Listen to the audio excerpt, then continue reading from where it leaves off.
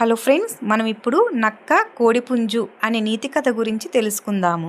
అనగనగా ఒక ఊరిలో ఒక నక్క రోజు కోళ్లను కోడి పిల్లలను తినేసేది. రోజు ఆ నక్క చేసే పనికి ఊళ్ళో జనమంతా వంచబడ్డారు. ఒకరోజు ఆ నక్క ఒక పొలంలో పడున్నట్టు కనపడ్డాడు. ఊళ్ళో వాళ్ళంతా మొత్తానికి ఆ నక్కను ఎవరో చంపేశారని హర్షించారు. జనమంతా ఆ నక్కను చూడడానికి పొలానికి చేరుకున్నారు. ఒక కోడిపుంజు కూడా తన పిల్లలతో చూడటానికి వెళ్ళింది. ఇంతలో ఆ నక్క లేచి పెద్దగా ఆవలించింది. హరే, నువ్వు చచ్చిపోయావనుకున్నామే అంది కోడిపుంజు. లేదు, అదేమీ కాదు, నిన్న రాత్రి బాగా తిన్నాను, అందుకే నిద్ర పట్టేసిందని జవాబు చెప్పిందా నక్క. పుంజు వెంటనే తన పిల్లలను లెక్క పెట్టుకుంది. ఒక కోడి పిల్ల తక్కువ ఉంది. ఇదేమిటి, ఒక పిల్ల తక్కువ ఉన్నా నాకు తెలియలేదే అంది. ఏమిటయ్యా, నిన్న రాత్రి నీ పిల్లను తింటే నీకు తెలియలేదు, కానీ ఒక క్షణం క్రితం నేను చచ్చానని తెలిస్తే వెంటనే వచ్చావు అంది నక్క వ్యంగ్యంగా.